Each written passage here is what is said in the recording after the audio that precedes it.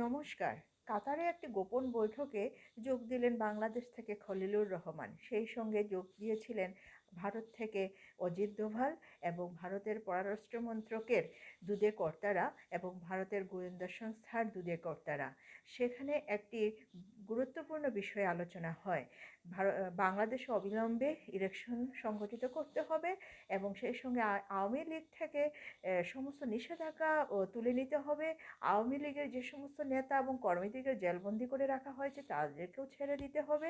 শোনা যায় যে খলিলুর রহমান সেই কাতারের গোপন বৈঠকে যোগ দিতে যাবার সময় কিছু ফটোগ্রাফ নিয়ে গিয়েছিলেন। সেটা হচ্ছে ভারত বাংলাদেশ সীমান্তে যে সমস্ত টেরোরিস্ট ঘাঁটি হয়েছিল এবং সেই টেরোরিস্ট ঘাঁটিগুলিতে যে বাংলাদেশ সেনাবাহিনী উড়িয়ে দিয়েছে অভিযান চালিয়ে, তার প্রমাণ তিনি অজিত দোভালের কাছে স্পষ্ট করতেই এই ফটোগ্রাফগুলো নিয়েছিলেন। অজিত দোভাল এসব দেখেছেন ঠিকই, কিন্তু কিছু